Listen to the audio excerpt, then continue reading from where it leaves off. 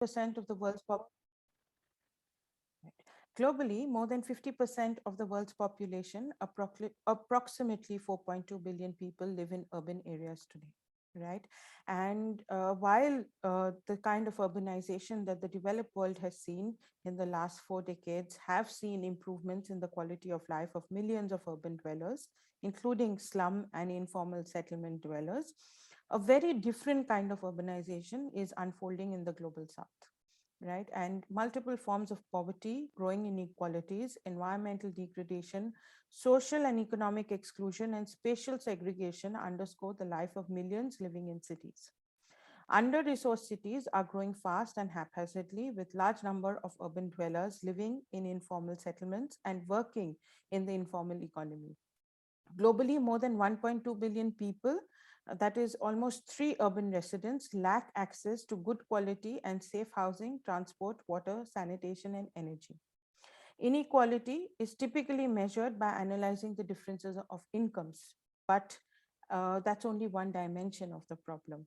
Unequal access to essential infrastructure and services can have a much greater impact on the lives and livelihoods and long-term prospects than differences in earnings alone. And this is something that we saw during the coronavirus pandemic, when the inequalities between those who have and those who do not have enough resources was very clearly, there was a very clear divide between such people.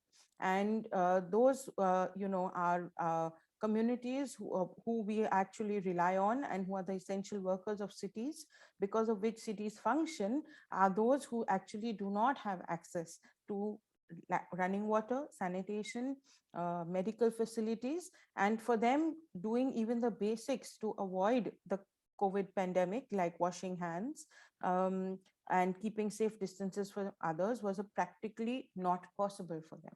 Similarly, even from the perspective of global climate crisis that we see, the solution of that definitely lies in cities, because the choices that our cities make in terms of the transport, the food production, and energy consumption patterns that they choose to do will drive what climate change will look like globally in the future.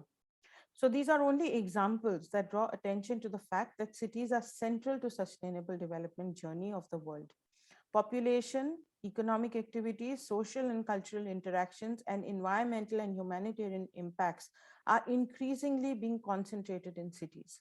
Therefore, by addressing the way cities are planned, designed, financed, developed, governed, and managed, larger challenges of global poverty and hunger, inequality, gender inequality, poor health and well-being, risk and lack of resilience, environmental degradation, and unsustainable development can be addressed. So everything that we talk about, everything that we work on, if we are able to work on planning our cities better, we should be able to definitely try and resolve a lot of the challenges that we are working towards. From this perspective, working towards urban resilience can act as a catalyst for sustainable urban development. So without too much of a delay, I would like to request our first panelist to speak. So I would like to invite Mr. Amir Bashir Bazaz. He is the senior lead practice at the Indian Institute of Human Settlements. He has been working in the DRR and climate space for many years, and he works on issues at the intersection of economics, climate change mitigation and adaptation, and sustainable development. He has substantial experience in working with various integrated assessment frameworks and modeling arrangements. So with this, I welcome Amir. Over to you. Thank you.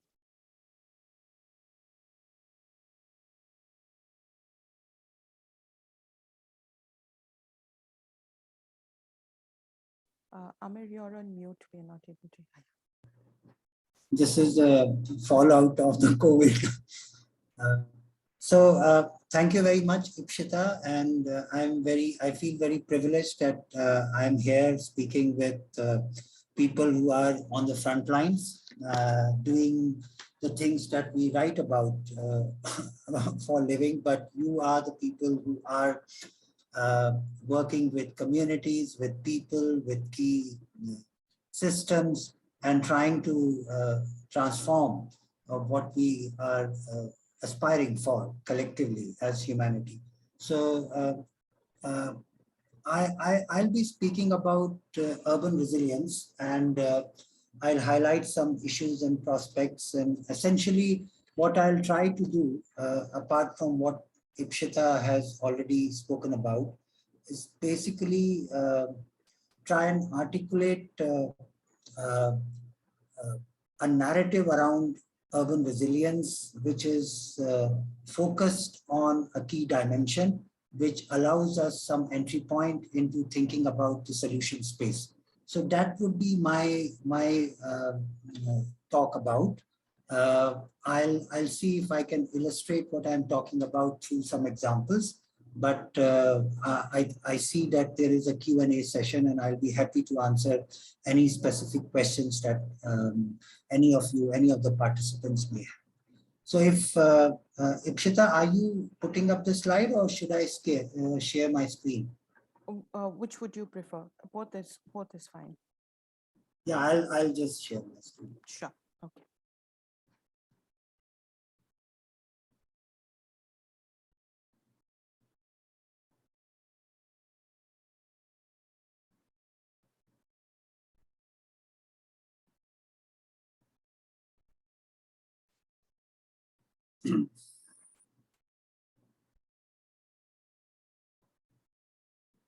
Please give me 20 seconds. It's opening.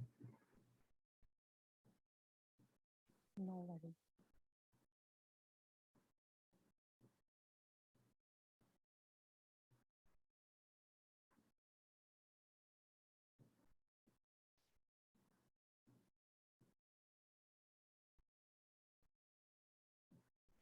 Yes, I'm almost there.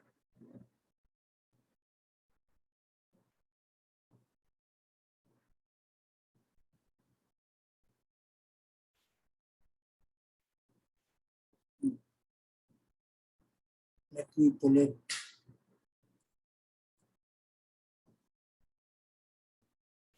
I think it is visible, right? Yes, we can see it. Okay. I think this is a slide, some elements of which Ipshita has already touched upon. The essential message here are two. One is that if you look at the global south, we'll see substantial degree of urbanization uh, and quite widespread and entrenched urbanization. So a lot of people are going to live in cities.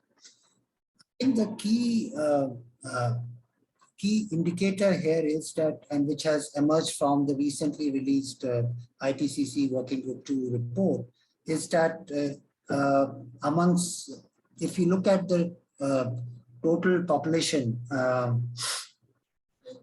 currently, if you look at the numbers currently, there's a substantial degree of exposure to different dimensions of vulnerability uh, in urban areas. So it states that close to like 3.6 billion people are living in hotspots, which are characterized by a high degree of vulnerability to climate change, which means that essentially there are some innate poor adaptive capacities, and B, they are dependent on systems which are highly susceptible to climate change. I think this is an important finding, and the fact that urbanization is going to be the prime mover of development in the global south in the next 20, 30 years. Uh, how do we make sense of this urbanization? I think there are two dimensions to it. One dimension is that there is these are multi-hazard environments, so it's not like a single hazard kind of a situation. These are also climate change hotspots, which means that climate signals are very sharp, either on the extreme rainfall side or on the extreme temperature side. But more importantly, I would say that there's massive amount of informality, uh, unplanned development, which is leading to accumulation and generation of new kinds of risk, including environmental risk, but a high degree of exposure in terms of the vulnerability dimension to both everyday risk and risks from extreme events. Part of it, a large part of it, is driven by the fact that there are massive entrenched vulnerabilities on all components. There are physical vulnerabilities, the housing quality is inadequate and poor. The housing supply is inadequate and the quality is poor. There's massive informality, which means you don't have contracts, you don't have social security, you don't have other kinds of social benefits that come through contractual employment. The natural environment is stressed, but very importantly, if not less important, is that social identities are closely linked to vulnerability. Essentially, they are mediating the experience of vulnerability. And a lot of it has deepened and expanded, particularly around unplanned and informal settlements and in smaller to medium urban centers in both low and middle income nations. It's also reasonably clear that there is a mismatch that exists between the adaptive capacities to deal with this kind of massive risk and vulnerability landscape, and which essentially means that most of the LMICs are plagued with this challenge of poor adaptive capacities, both on the implementation side, planning side, and making sense of what is happening. So there's less money, investments are not secured, they're risky investments. There is an improper idea about how do we bring risk reduction and economic development together. Essentially, the capacities don't exist throughout the spectrum. There is this issue of compounding and cascading risk. What's happening is that it is quite reasonably known that people who are marginalized, who are poor, who are engaged in informal activity, who are living in improper settlements, are the people who are bearing the brunt. Now, and they are bearing the brunt because of multiple stresses. There's an exposure dimension, and then there's this rapid and unplanned urbanization that is taking place, and there's inappropriate capacity to be responding to these challenges. And all of it in combination are creating these hotspots. And these hotspots are characterized by compounding and cascading risks. So they are not isolated, they are connected with what is happening in rural areas, in urban peripheral areas. All of it is leading to a vicious cycle of regenerating vulnerability. And COVID has contributed significantly to deepening this dimension of vulnerability. So it has essentially created a new segment of vulnerable population. So this is like I have just laid out the evidence. So how do we look forward from this? It is very important to recognize that urban areas and cities are going to be the pivot of a transition to a more resilient infrastructure, economies, and societies. It's very important first to recognize. The second recognition is that all of this can be addressed and urban areas can be created or regenerated as sites of potential if a systems perspective is taken, which means that we need to acknowledge that urban is a complex meshwork of many interdependent systems. But we need to be mindful of the fact that short-term strategies or short-term response measures are often prioritized over long-term transformational change, which is the need of the hour. So the knowledge that exists now and the evidence that we have now has to create that scaffolding on which we need to launch the idea of transformational change. And transformational change is not only about infrastructure and service delivery, it's also about the way the society, the social fabric is functioning. the built environment is functioning, how the economic development agenda is linked to the use of resources, and how it's connected with the natural environment. And what is problematic now is that most existing institutional arrangements for all kinds of urban resilience planning focus only a part of the problem. It doesn't recognize that we are talking about a complex interdependent system. And what does it entail? It clearly brings us to a point that we have to simultaneously address risk reduction on three counts. We have to focus on reducing poverty and creating employment, and look at the development side of risk. We have to simultaneously ensure that we are responsive to the climate signals that exist in localized setting, which means that we need to adapt. But we also need to be prepared to be responsive to large-scale events triggered by climate or other kinds of triggers that exist. But all of this has to happen simultaneously. And all of this has to happen simultaneously in such a way that we are also addressing the challenge of decarbonization, which takes place over a temporal scale, over a longer time period. So the biggest example is housing. Can we think of an agenda which is mainstreamed around greenhousing, which also addresses the issue of creating new kinds of materiality, new kinds of employment opportunities, etc. So the challenge here that we are confronting in the entire global South is that local governments lack the capacity to integrate.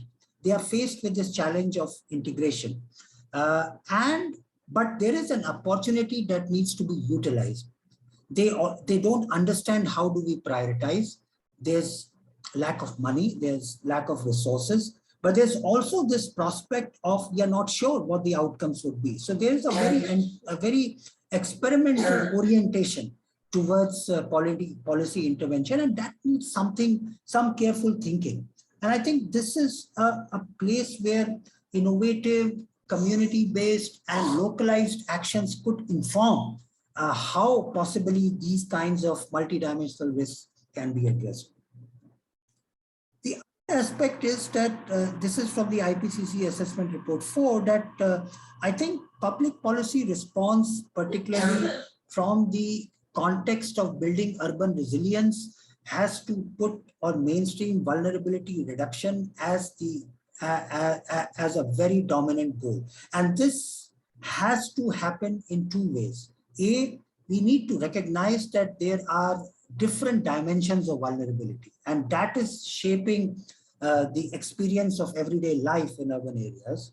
Second, the vulnerable people, vulnerable hotspots lack capacities, and they also lack opportunities. So whatever policy response we think, or collectively governments and state and other actors think, it should be responsive to the idea of reducing multidimensional vulnerability, but at the same time should build capacities, adaptive capacities, and create opportunities for transformational change. Is it possible to bring development and risk reduction together? Yes.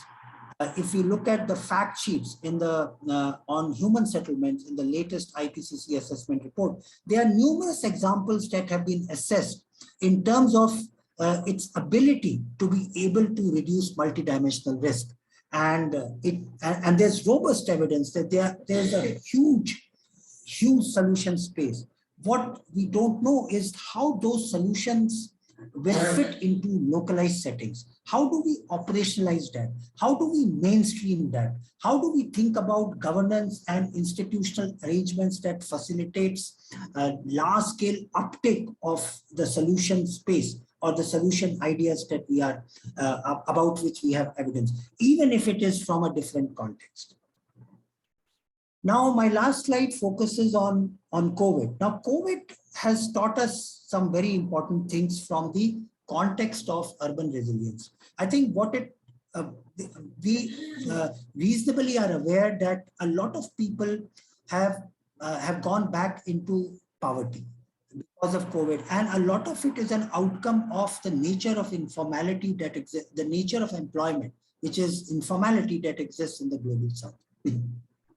That is first thing. The second is that we are reasonably clear from the COVID experience of the last 2 years that there has to be a distinction made between officially recognized poor and those who are vulnerable.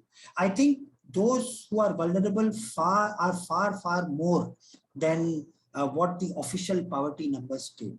It is important to be prepared from a public systems perspective or urban systems perspective to be responding to the vulnerability dimension and not only to the official poverty numbers. So therefore, what is it that requires, um, uh, what are those key elements that we need to creatively think about? I think uh, three or four important elements emerge. Food, food access, food availability is very important. I think we have to make sure that people are able to access food very seamlessly, good quality nutrition food. How do we think about learning? How do we think about housing? But all of it converges back to this question of employment. A lot of people went out from, they were not finding jobs. Many of them were retrenched, and that became a big problem, which means that we need to reimagine and design social protection measures in innovative ways. And what is that? I think there is a very clear case of linking urban employment, local urban employment, with goals of building adequate and localized social infrastructure around healthcare, around housing, around education, around infrastructure upgradation, around food production, etc. That is a very important aspect. And the second aspect is that I think we are talking about people who don't have massive assets, who don't have big bank balances, who don't have massive savings. They may survive one cycle of lockdown, but they'll not be able to survive multiple cycles of lockdown. I think we need to recognize that there is a connection between debt and vulnerability, and we should just not focus on income loss, which means that we need to re-examine institutional credit system. We need to make have adequate, robust credit systems in urban areas, which are able to provide or offer opportunities for building, to rebuilding lives of people, but also kind of uh, enable some kind of asset creation, but also kind of enable people to uh, not spending on building human capital, which is about education and health. And I think this is where I'll stop, and happy to receive questions in the Q&A section. Thank you very much for your attention and time. Thank you very much, Amir, for that presentation and for clearly bringing out how very complex our urban systems are. So quickly, we will move on to our next presenter, Mr. Alan Mills. Alan has been a professional geographer for over 30 years, working for 10 years at the UK's Natural Resources Institute, 2 years at the National GIS Coordinator in British Virgin Islands, and as a freelance consultant on geography and GIS in development issues, both on the continental Africa and Asia, and with special interest in small island states around the world. He has been a volunteer for Map Action for 17 years, which has included many emergency deployments to floods, hurricanes, migrant crisis, and epidemics. He has been one of the charity's directors and now coordinates the organization's work on preparedness. This involves engaging with partners to develop information management solutions, including for regional agencies in the Caribbean, Central Asia, and Southeast Asia, engaging with civil society networks, and finding organizations specializing in GIS and remote sensing to provide appropriate technical advice to support humanitarian response. It also involves exploring novel use of GIS and remote sensing in all aspects of humanitarian work, including anticipatory action and response in urban contexts. Today, Alan will be sharing with us a practical session on spatial mapping tools for mapping risks in urban areas. Over to you, Alan.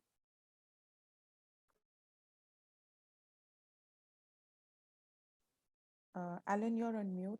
I'm just unmuting. There you go. Yeah. Hello, Okay. hello everybody, and thank you very much for giving me the opportunity to speak today.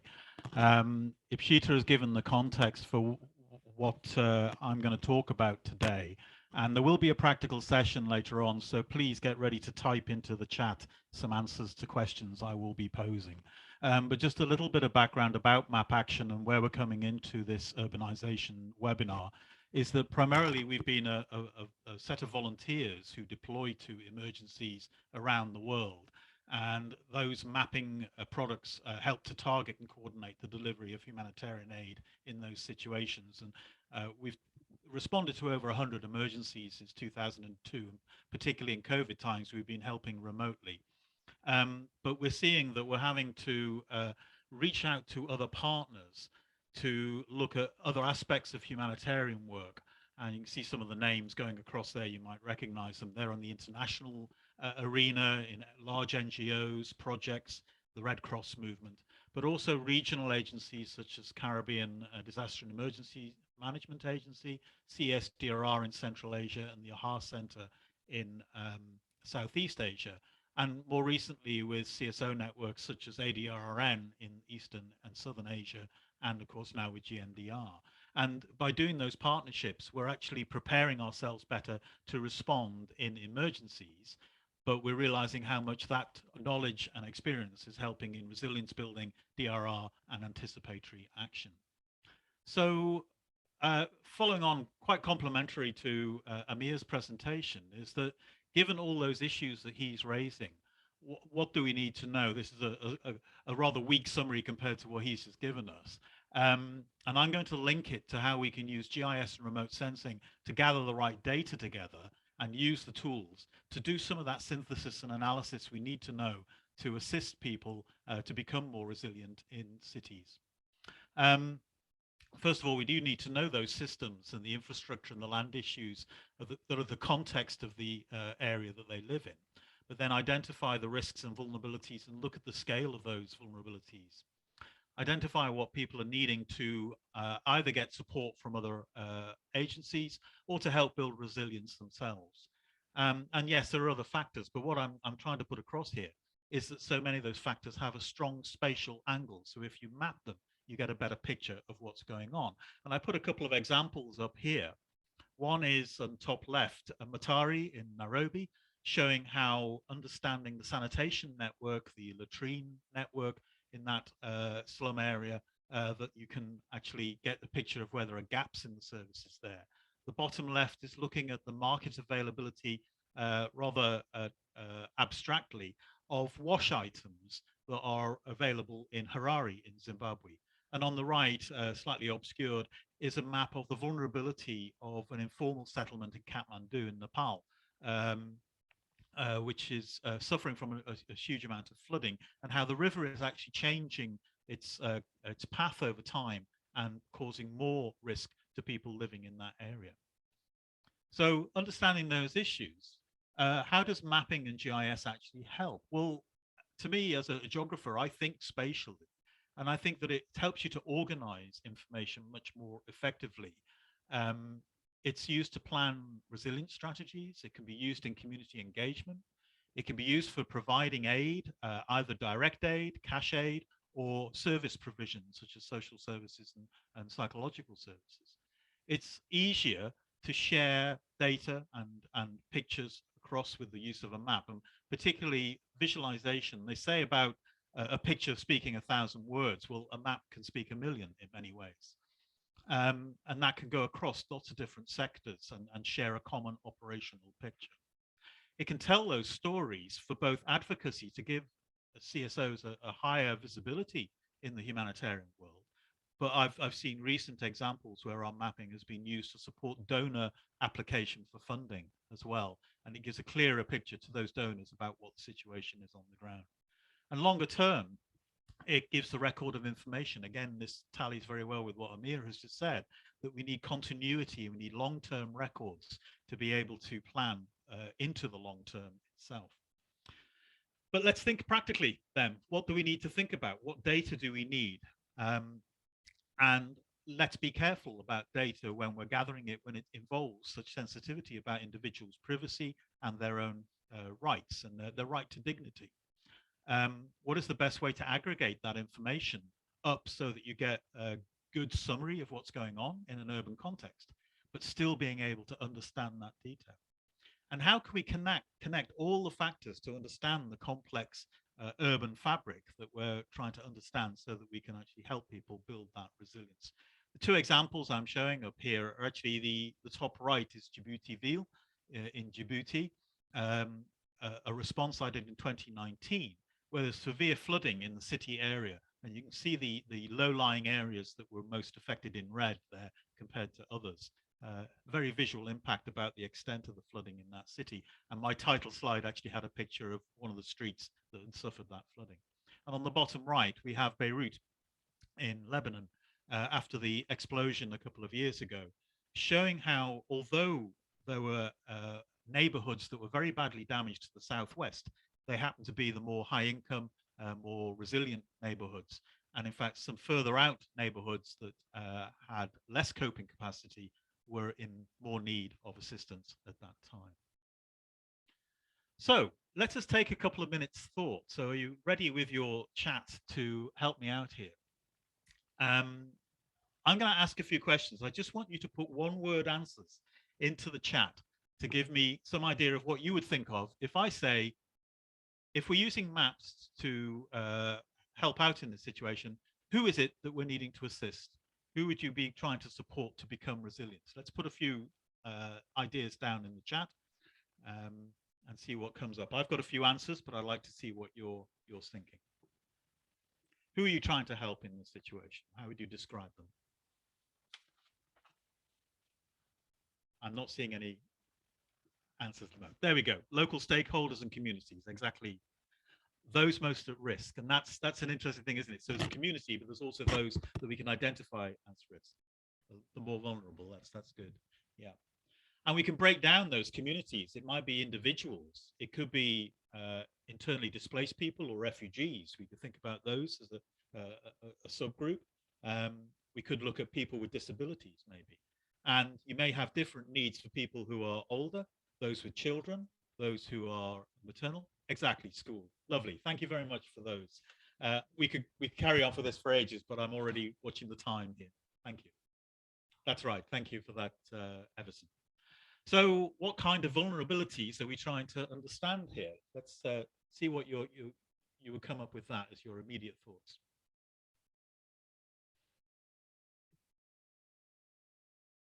What are those people vulnerable from? I know it takes a couple of seconds for you to type in there. Maybe again, I can prime the pump thinking about risk to natural disaster. So it could be they're at risk from flooding, maybe a risk from storm surge, earthquake, landslide, but what other kinds of risks are out there?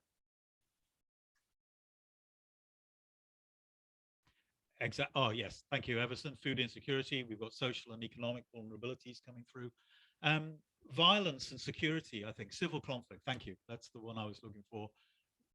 Risk of completely losing your livelihood. So yeah, thank you for that. And obviously, we've all been dealing with this over the last couple of years. It's disease.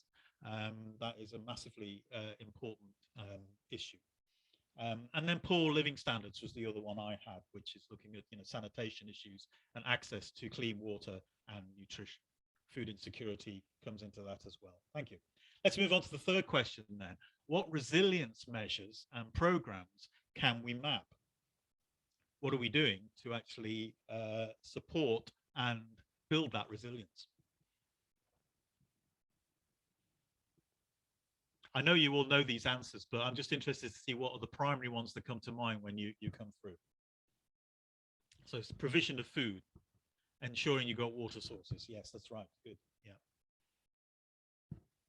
So you've got the provision of direct aid. You've got, yep, building infrastructure, making sure that you have building codes addressed. Also think of natural defenses that you might have. Ability to evacuate. Yes, having a plan in mind about what you do when disaster really does hit. and preparedness levels, securing levels. They're coming through now. You're really doing it. I hope the chat is recorded later on, because I wouldn't mind actually trying to collate some of these results. And also cash. Don't forget that in urban areas in particular, it is a cash economy, and the provision of cash is often seen as more useful in stabilizing the markets as opposed to giving away actual direct aid. And I think that covers the question, what services and aid being delivered? What context do we need to understand for both resilience building and rapid relief and response? What else is going on in the city that we have to be aware of to try and build that long-term resilience? This is my final question to you. You've nearly finished your hard work.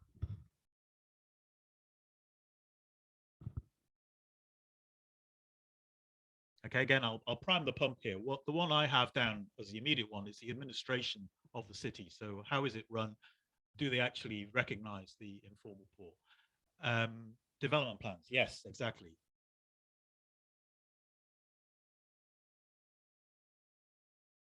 Let's answer that question later, Shahidul. Thank you very much for that. Things about land tenure, I think is very important. Again, but I think one of the biggest problems with vulnerability is the lack of secure tenure. Access to markets, access to utilities are the other ones. Thank you very much for that. That's a really useful little exercise. I tried to make it a little bit practical here. Let me pull that together with just three dimensions. This is how GIS and mapping can actually help to build resilience. So first of all, you have to think about the data that you can gather to be able to answer some of those questions and understand the issues that we've just raised.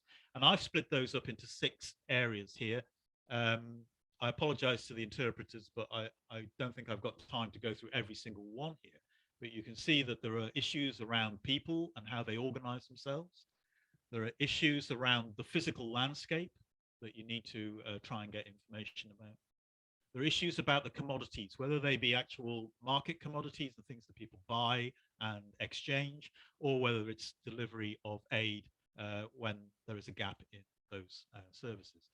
And then the services themselves, so the provision of health care, provision of social care, particularly for children and for maternal mothers, and et cetera, et cetera. The humanitarian aid in terms of cash-based transfers, protection and security as well. And then just the ability of energy. I think we're all suffering from the spike in energy prices that is going on for various reasons. And then also understanding those risks and vulnerabilities. And there are several tools available for people to be able to actually collate this information, and they're interlinked. And I want to stress this, that they're not individual tools that you just run for certain aspects, but the GIS and map layers, the models and the imagery can support some of these data layers, but you may need needs assessments and census and profiles of populations to be able to get a good detail on what the needs are and what the issues are. Community-based mapping, I put that separately from GIS because sometimes mapping at a perceptual level without the geographical, cartographical restraints is really useful for understanding the emphasis of issues and what people see as the resilient communities. And then market system profiles as well. And I see the value of getting all that data into one place is very useful to try and move forward with some of the planning that we need. But the power of GIS is the ability to do some analysis work with that. And I highlight 5 quick areas that we can think about. It's the access to good things that the poor have. So can they get the commodities they need? Can they access the services? Can they get the fuel and the utilities? Are they secure in their land tenure? Then there's the proximity to bad. Are they prone to floods and mudslides? Have there been disease issues? Is there noise and air pollution, often under represented in a lot of these discussions? The lack of tenure and development pressure. Are people being moved out for higher value development? The scale and dimensions of vulnerability are obviously very important. Whether they are sort of individual threats, or with GIS, you can then overlay the different threats to see which ones are the weakest in terms of coping capacity and vulnerability.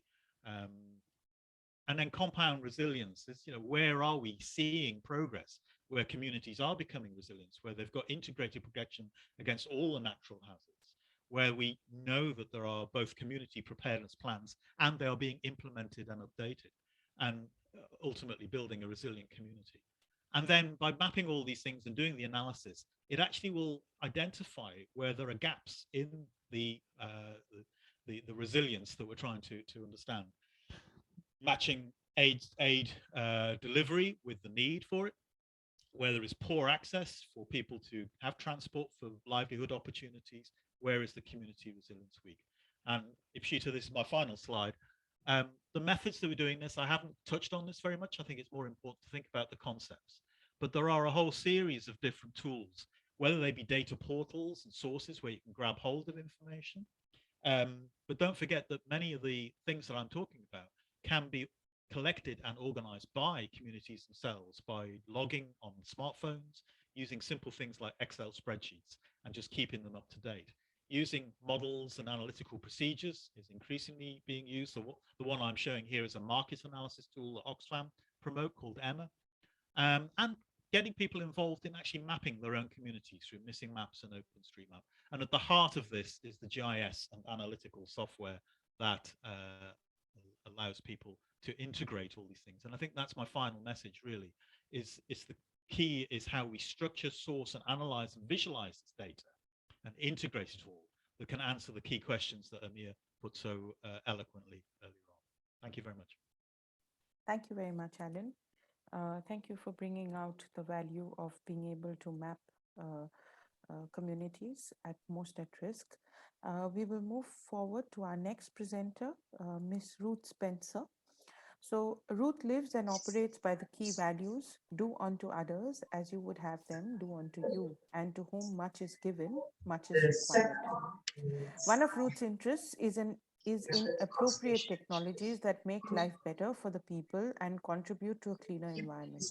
She was selected on International Women's Day 2019 by the government of Antigua and Barbuda, the Department of Gender Affairs, for the inaugural award for energy, climate change, and the environment. Ruth's passion and dedication has led to the building of capacities of the local community grassroots groups through mentoring, taking on varied roles and responsibilities which bring empowerment and visibility to their work, leading to socio-economic and environmental development that is people-centered. Her actions spread across many conventions to include waste management, chemicals and pollutants, biodiversity, climate change, and mercury. The important knowledge of the local people and what exists in the various communities must be valued, recognized, and become a part of the overall decision-making process. These local solutions are impacting global agendas and targets. Today, Ruth is going to be a shared practical session 2, where she's going to share experiences of working with urban communities to build resilience. Over to you, Ruth. Good day. It's great to be sharing with you. As was said, I'm from the small Caribbean island of Antigua and Barbuda. I function in many roles and responsibilities, and I'm the GNDR focal point for Antigua. I am very committed to development that is people-centered, so it forces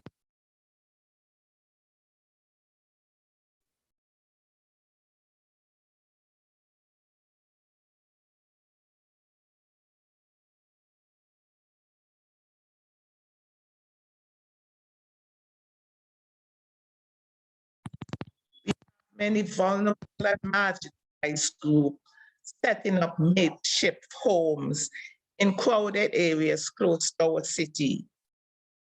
In Antigua, we have a lot of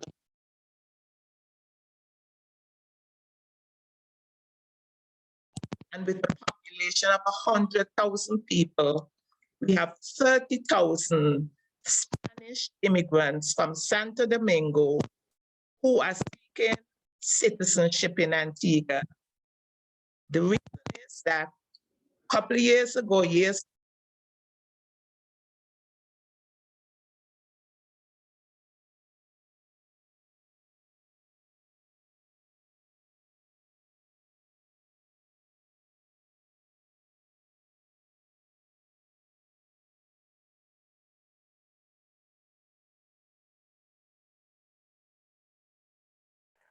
I'm sorry to interrupt, Ruth, but we're not able to hear you. Your volume has gone off. Not hearing me? Yes, now this is better. Yes. Okay, let me try and speak louder. Okay. Do I start over or do I continue? Maybe you could quickly give us a brief of what you shared because we missed most of it. Yeah. Okay. Oh, maybe I should take off. Okay. I function as the GNDR focal point for Antigua, and I'm committed to people-centered development. And that forces me to be proactive, take preventable actions, bold advocacy to ensure that harm is not done to people or to the environment. It's okay. In the urban settings, we have many vulnerable and marginalized groups whose housing is makeshift. And Antigua suffers from natural disasters. We suffer from drought. We have many impacts that are impacting the lives of the people. And so we have to focus on making life better for these groups. I was mentioning that our population is 100,000 and 30,000 are Spanish immigrants who have come from Santo Domingo because the Antiguan men went to that country many years ago to plant sugarcane. And they left all these children, and these children have now returned to Antigua to claim citizenship.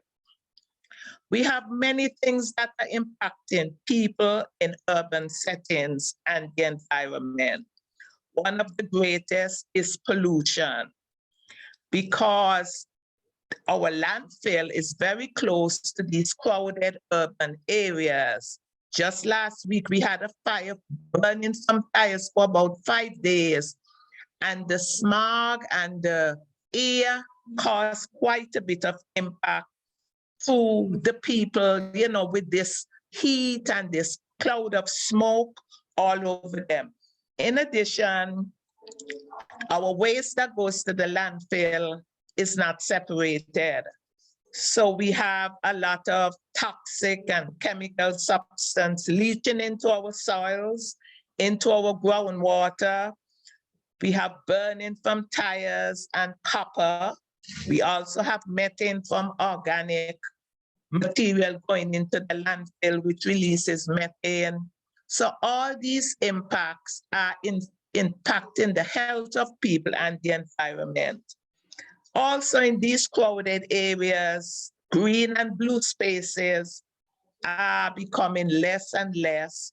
So the health again and the environmental implications are high.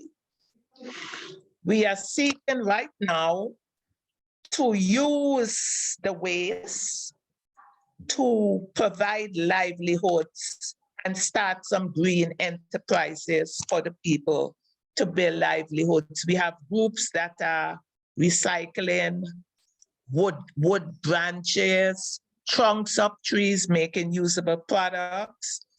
We have groups doing food waste. We have groups involved in some basic plastics upcycling, trying to repurpose and redirect the waste from not going into the landfill. I am a person, I listen to the radio, I listen to people, and people think I'm an alarmist, but when you see development that are taking place that are ill-advised and ill-conceived, you have to sound an alarm. You have to take actions. You have to say something. So how do we do this? We do this by building alliances. So just this year, we brought a lot of groups together made up of churches, community groups, other civil society groups, even political parties. We have come together because we have to build these alliances to do strong advocacy. Antigua and Barbuda has signed on to the ESCAZO agreement. It's a human rights environmental agreement that requires that local consultations take place. but many of our big developments are taking place right in protected areas where we have natural ecosystems that would assist to protect the people from storms and disasters. And so we cannot sit down and allow these developments to take place when our very safety, health, and security is at risk. So what we have been doing is that we go to the people, we go where the people are. The people, they don't have the wherewithal to come to us. We go to them, we find them where they are, and we share information. So we use bottom-up processes to share information, to obtain social and environmental issues, because we want sustainable processes in our urban cities. To build reliance, you have to have development, commercial and urban development that leads to sustainability. In addition, we seek to build synergies across the various conventions to mainstream issues of gender. We have to also protect our environmental stewards that speak out. Sometimes they're harassed and call names. When you speak out, when you observe things are not going good, we want to ensure their requirements for openness and transparency, providing access to information to the people. So we are looking for good processes for environmental governance. There's a need to have new voices in decision making, because these very vulnerable people, they have ideas, they have solutions that can work, but people need to hear from them, understand their concerns, and listen to them with respect. So we are seeking to put new parameters into our development processes.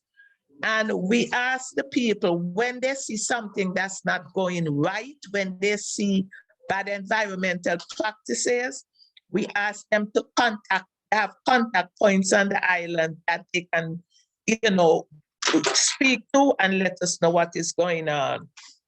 We are seeking for a rights-based society that is just, that is equitable, and we need people to be agents of change. And when they see wrong, to prevent harm, sound the national alarm. We have projects in Antigua that are not contributing anything to biodiversity, that are destroying our ecosystems. And so we have to speak out. We have to build alliances. We have to include the local and vulnerable groups so that together we can go forth in the spirit of strength, in the spirit of advocacy, to ensure that our voices are heard. Time is going, so I'll close right now. Thank you very much.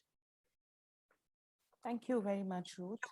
So since we have a very little bit of time, I'd quickly take up three main questions, one for each speaker, if we can move ahead with that. So I think the first question is for Amir. They're asking, local economic development can be put into practice in risk areas. Do you think this could be a way to contribute to the development of communities? Yes, and I think I'll answer this question by bringing in three different elements. And the first element is that I think one of the problems that we face in developing South is that we don't have a very clear economic development strategy in place. A lot of it is infrastructure driven. There is an outcome that we see, which is like massive inequality. That's a very important concern. So I think we need first a strategy in place.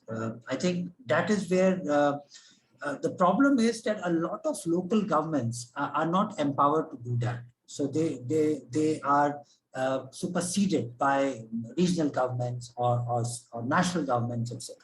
That is point number one. Second, I think there has to be a recognition of the fact that uh, employment and economic development has to be Yeah, don't linked talk about to that, please.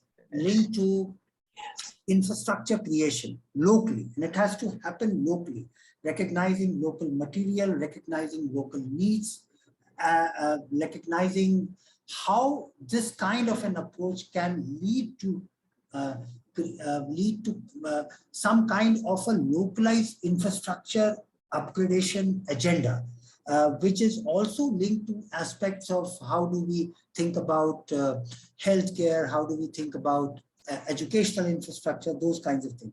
So the social infrastructure and economic development agenda have to be brought together. I think two more important elements need serious focus. I think first is that the urban resilience question has to be addressed through the livelihoods entry point.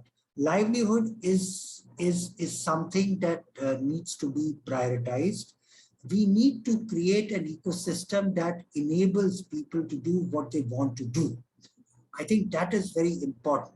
So the role of state is to ensure that barriers to livelihood uh, participation and engaging in livelihood creation should be removed, and that should be essentially the role of the state. The second is that I think what needs to be recognized is that we cannot disengage with the private sector. I think private sector and private capital has an important role to play. How does the agenda of enterprise or the private sector link to all the aspects of vulnerability that we see in urban areas? I think that has to have a very clear line of sight. We need to have a very, and that's where the localized economic development plan or a local economic development plan comes into place. The final point is that I think a lot of the transformational question requires institutional reform and institutional innovation. Community networks, community-based organizations, communities, people have to find a place. The incumbent institutional structures are inflexible. They are unable to accommodate. Social institutional innovation opportunities exist, but they face challenges in terms of legitimacy and recognition. They need to be mainstream, and we need to learn from these institutional innovation stories. There's a lot. I think solutions, the solution space, a lot of it has been talked about, but I am a firm believer that the solution the solution space has to recognize the agency, has to primarily recognize human agency as the primary driver of urban resilience. Thank you. Thank you very much, Amir. Alan, one question for you. It's actually two, but I put it into one. First is, who does the mapping? And the second question linked to that is, do you think that communities have the capacity to undertake mapping exercises and be able to map things? Yeah. Thanks. I'm glad you picked up on this one because I think David wants an answer to this. The whole presentation was trying to say that what we need to do is try and find every data source that's available to us to try and integrate this into the system. So you may be able to access free satellite data. There may be municipal data or national data that's available for free, and we're working with national mapping agencies to bring that in. But at the heart of it, the communities themselves have potential to be able to do the mapping themselves. Partly through civil society organizations actually helping with assessments using the Kobo toolbox, for example, that I flashed up on the screen, but also initiatives which are a build on of the OpenStreetMap philosophy of missing maps. That having communities learn simple techniques with open source free software to be able to map elements. And one of the slides I was showing was actually Matari in Nairobi, showing the sanitation and the location of latrines across there. And that was a collaboration between a local community group in Matari working with an entrepreneurial technical development organization in Nairobi to be able to do that sort of mapping. And I think, it's not up to siloing it, that communities do this mapping, municipalities do that mapping, national mapping agencies do something, and private business do something. It's about this collaboration between different groups to be able to get the best result out of that. And I've also typed in the live answers for the Q&A that, you know, there are massive resources out there. And I think the point of my presentation is we've got to help people discover those resources, discover the data, discover the training, discover the free tools that are available to be able to do this, and then think through something structured that we can actually all use together. Thank you. Thank you very much, Amir. Alan, I'm sorry. Yes, I think this brings us to the end of our webinar.